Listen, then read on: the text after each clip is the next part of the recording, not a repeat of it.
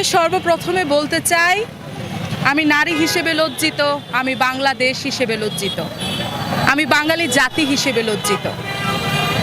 আমি আজকে আসার সময় খেয়াল করছিলাম মার্কেটগুলোতে প্রচণ্ড ভিড়। ঈদের জামা কিনে দিচ্ছে বাপ ভাইরা তাদের মা বোনদেরকে। আপনাদের বাপ ভাইদের উদ্দেশ্যে, বাংলাদেশের ছেলেদের উদ্দেশ্যে আমি বলছি, মা বোনদেরকে আপনারা জামা কিনে দিচ্ছেন, ঈদের জামা। আপনার বোনের, আপনার আসিয়ার যদি ইজ্জতই না থাকে, ওই ঈদের জামাটা কেন পরবে বলেন তো ভাই?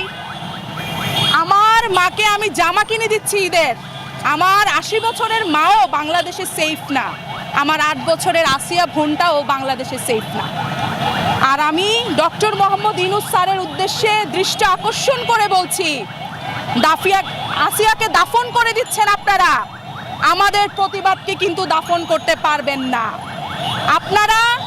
আমরা যখন জুলাইয়ের আন্দোলনে যাই, আমার শহীদ বন্ধু আমাকে বলে গিয়েছে, আমাদের ঢাকা শহরের অলিতে গলিতে অনেক পোস্টারে লেখা দেখবেন, লেখা আছে শহীদদের বক্তব্য। সেখানে লেখা ছিল, আমার বাবা নেই, আমার একটি বোন আছে, তোমরা সবাই আমার বোনটাকে দেখে রেখো। আমরা এই আসিয়াকেই দেখে রেখেছি। আজকে আসিয়ার দাফন হচ্ছে রাত 10টায়। আপনাদের সবার উদ্দেশ্যে বলছি, আমার ওই বন্ধুটা যদি জানতো আজকে তার বোন আসিয়া ধর্ষিত হয়ে মারা যাবে, সে কখনোই তার বুকের তাজা রক্ত দিয়ে বাংলাদেশটাকে স্বাধীন করতো না।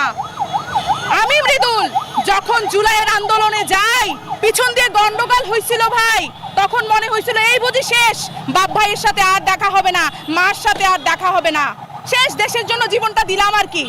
কিন্তু যখন বেঁচে ফিরলাম, মায়ের চোখের দিকে তাকাই বলছিলাম, আমার মাতৃভাষা, আমার বাংলাদেশ, আমার মাকে হয়তোবা নতুন করে সাজাবো, নতুন দৃষ্টিকোণ থেকে দেখব, নতুন বাংলাদেশকে দেখব। হ্যাঁ, আপনারা আমাদেরকে নতুন বাংলাদেশ উপহার দিছেন।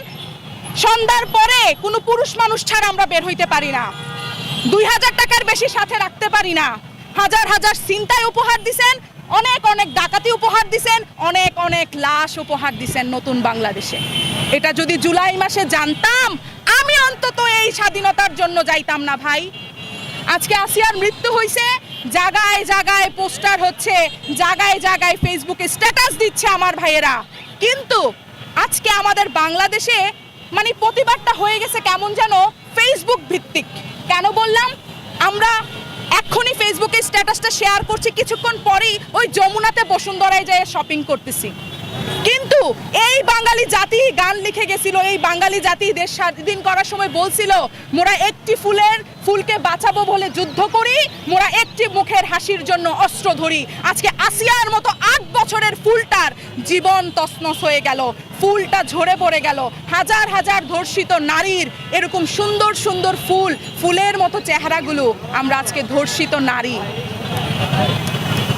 আপনারা কি ভুলে গেছেন বাংলাদেশ স্বাধীন করার জন্য মুক্তিযোদ্ধারা যেভাবে ভূমিকা পালন করছিল? বাংলাদেশের নারী, বাঙালি নারীরা বীরাঙ্গনা হয়েও কিন্তু এই মুক্তিযোদ্ধায় অধিকার স্থাপন করছিল। আপনারা ভুলে যায়েন না। আজকে আমার বাংলাদেশের প্রত্যেকটা ঘরের প্রত্যেকটা বাঙালি মাকে আমি হাত জোর করে অনুরোধ করছি, আপনার বিছানায় পাশে এসে আপনার ছেলে সন্তানটাকে বসান, আপনার স্বামীকে বসান এবং বলেন, তুমি যদি এমন আসিয়া তৈরি করো বাংলাদেশের জন্য, আমি কিন্তু মা হয়ে যাব না। আপনারা বলেন। আমার আইনজীবী ভাইদের উদ্দেশ্যে বলছি, আপনারা যখন একটা ধর্ষকের কেস লড়েন, এর থেকে দুঃখের আর মনে হয় কিছু হয় না ভাই। আমরা চাই প্রত্যেকটা বাঙালি তার নিজ নিজ জায়গা থেকে একটা ধর্ষকের প্রতিরোধ গড়ে তুলুক, প্রতিবাদ করুক, একটা আইনজীবী প্রতিবাদ করুক, একটা শিক্ষক প্রতিবাদ করুক যে একটা ধর্ষক ছেলে, তাকে আমি এই স্কুলে পড়তে দিব না। একটা মা প্রতিবাদ করুক, তুমি ধর্ষক, তুমি আমার ছেলে সন্তান হতে পারো না, তুমি বাংলার মাটিতে জীবিত থাকতে পারো না। আর আমি যেখানে দেশের মানে অভ্যন্তরীণ যেই সরকাররা আছে তাদের দৃষ্টি আকর্ষণ করে বলছি, আপনি যদি আমাদেরকে, যখন আমি বলছি আবার, আমাদের ডক্টর মোহাম্মদ ইউনূস স্যার আমাদের সকলকে আশা দিয়েছিল নতুন বাংলাদেশ গড়ে তুলবে, নতুন বাংলাদেশ উপহার দিবে। ডক্টর মোহাম্মদ ইউনূস স্যারকে উদ্দেশ্য করে বলছি, আপনি যদি আসিয়ার এই ঘটনাটার দৃষ্টান্তমূলক শাস্তি না প্রতিষ্ঠিত করতে পারেন, আপনার স্বপ্নের বাংলাদেশও গড়তে পারবেন না, আমাদের সোনার বাংলাদেশও আপনি গড়ে দিতে পারবেন না। আপনি অনেক কিছু করে যেতে পারেন, কিন্তু আপনি যদি এই বিচারটার, এই ধর্ষক মামলার বিচারটার মানে একটা প্রতিষ্ঠামূলক মানে দৃষ্টান্তমূলক শাস্তি না দিতে পারেন, আপনি কোনোদিনই সোনার বাংলাদেশ করতে পারবেন না। আমি মৃদুল বলে গেলাম। আর যারাই প্রতিবাদ করেছে তাদের হাতে পায়ে ধরে অনুরোধ করছি, তোমরা ঘরে ফিরে যাও না। আজকে আসিয়া দাফন হয়েছে, আমরা দাফন হই নাই। আমি আসিয়া বেঁচে আছি, আমার হাজার হাজার বোন, হাজার হাজার ভাই আসিয়া হয়ে যারা রাস্তায় নামছো সবাই বেঁচে আছে। আসিয়াকে দাফন করতে পারছেন, আমাদেরকে পারবেন না। বলেন, প্রশ্ন করতে। আচ্ছা, সর্বপ্রথমে বলি, অনেকেই প্রশ্ন করেন, অনেকেই বলেন যে ধর্ষণ হচ্ছে নাকি নারীদের পোশাকের জন্য। সত্যি কি তাই? নারীদের পোশাকের জন্য ধর্ষণ হচ্ছে? 8 বছরের বাচ্চা, সে একটা ফ্রক জামা পরে তার দুলাভাই আর কি কার সামনে গেছে? দুলাভাইয়ের বাবার সামনে গেছে। আচ্ছা, ওই মেয়েটা কি কালো বোরকা পরে ঘুমানো উচিত ছিল? রাতে কি কালো বোরকা পরে ঘুমাইতো? এই পোশাক, এই জামা, এই একটা বস্ত্র কখনোই আমার ইজ্জত বাঁচাইতে পারবে না। আমার দেশের সোনালী ছেলেরা, আমার দেশের মুক্তিযোদ্ধার যে রক্তটা আমাদের শরীরে আছে, এই রক্তটা আমাদের মেয়েদেরকে বাঁচাবে। আমার ভাইয়েরা আমার ইজ্জত বাঁচাবে, আমার বাবারা আমার ইজ্জত বাঁচাবে। আমার পোশাক আমার ইজ্জত বাঁচাবে না। আমি কালো বোরকা পরেও ধর্ষিত, আমি থ্রি পিস পরেও ধর্ষিত, আমি শাড়ি পরেও ধর্ষিত, আমি আসিয়া, আমি ফ্রক পরেও ধর্ষিত, আমি 8 বছরেও ধর্ষিত, আমি 80 বছরেও ধর্ষিত। আপনারা কিসের বলেন পোশাক আমার ইজ্জত বাঁচাবে? কিসের জন্য দায়ী হতে পারে? আপনারা দায়ী। বাংলাদেশের যেই সমাজ বিচার করছে না, যেই সমাজ দেখেও না দেখার ভান করছে ধর্ষকদেরকে, তারা প্রত্যেকেই ধর্ষক আমার দৃষ্টিতে।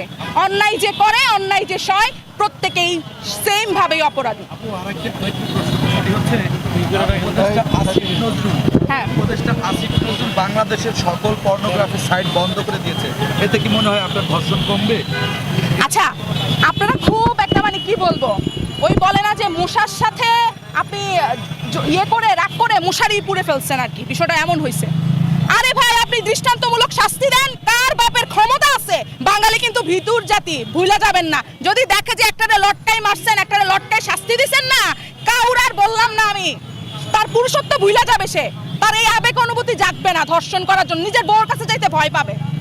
বুঝছেন? দৃষ্টান্তমূলক শাস্তি দিয়ে দেখান। আপনারা কিসের বলেন এই সাইট অফ করে দিছি, ওইটা অফ করে দিছি, এই নিরাপত্তা দিছি? কিসের নিরাপত্তা দিলেন আপনারা? আপনারা যখন ক্ষমতায় আসছেন, যখন আপনারা আমাদেরকে বুঝাইয়া দেশটা নিলেন আপনাদের হাতে, আপনারা তখন বলছেন সোনার বাংলাদেশ গড়ে দিবেন, আপনারা দৃষ্টান্তমূলক বাংলাদেশ গড়বেন, দৃষ্টান্তমূলক শাস্তি দেবেন। কোথায়? আপনারা এখন দল গঠন করেন, আপনারা এখন ওই সংসদের সামনে পার্টি ঘোষণা করেন।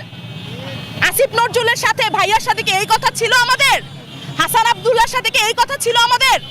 ওদের সাথে কি কথা ছিল ওরা কোনো দল গঠন করবে, নাকি আমাদের বোনদের ইজ্জত রক্ষা করে দিবে, আমাদের নতুন বাংলাদেশ গড়ে তুলে দিবে?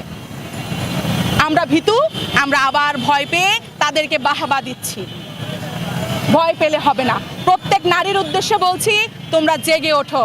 তোমরা ভুলে গেলে হবে না, পৃথিবীর অর্ধেকটা নারীদের, বাংলাদেশ অর্ধেকটা আমার নারীদের, অর্ধেকটা তোমাদের পুরুষ, অর্ধেকটা আমাদের। আমরা যদি জেগে যাই না, কোনো সরকার, কোনো উপদেষ্টা গদিতে বসে থাকতে পারবে না। বলেন। আপু, দেখলাম যে আসিয়া যখন মারা গেল তখন হাসনাত সার্জিস তারা গেলেন এবং মাগুরাতে সার্জিস যাচ্ছেন। লাশ নিয়ে কি কোনো রাজনীতি দেখতে পান?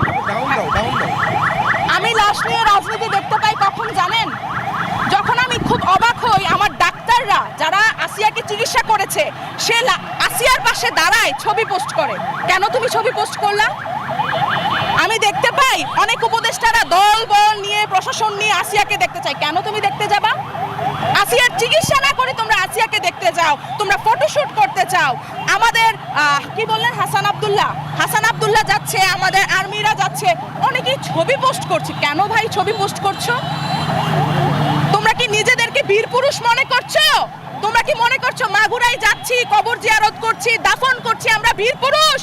তোমাদের লজ্জা হওয়া উচিত, তোমাদের ফেসবুকে এই মুখটা দেখাতে লজ্জা হওয়া উচিত, তোমাদের মিছিল মিটিং এর সামনের সারিতে দাঁড়াতে লজ্জা হওয়া উচিত যে আমি আসিয়াকে রক্ষা করতে পারি নাই, আসিয়ার দাফনের আগে ধর্ষককে হত্যা করতে পারি নাই, ধর্ষককে ফাঁসি দিতে পারি নাই, আমি আইন প্রতিষ্ঠিত করতে পারি নাই, আমি যাব না। তোমাদের চুরি পরা উচিত, তোমাদের ঘুমটা দেওয়া উচিত। আমাদের পর্দার দরকার নাই, তোমাদের পুরুষদের পর্দার দরকার। তোমরা যারা বড় বড় কথা বলো না, তাদেরকে কথা থেকে সরে আসা দরকার। মেয়েদের হাতে দিয়ে দাও, দেখবা বাংলাদেশ গড়ব। বাংলাদেশ আমার দেশ, বাংলাদেশ আমি গড়ব। গড়ে তোমাদেরকে উপহার দিব।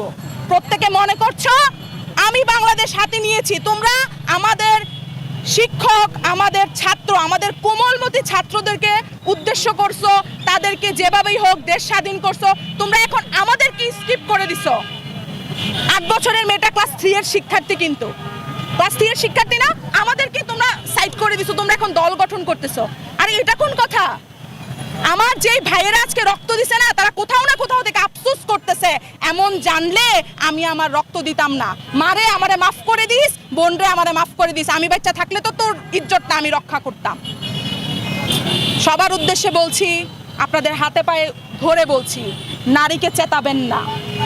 নারী চেতছিল, বীরাঙ্গনা হয়েছে, যুদ্ধ মুক্তিযোদ্ধাকে জয় করছে। সেম ভাবে আপনারা আমাদেরকে চেতাবেন না।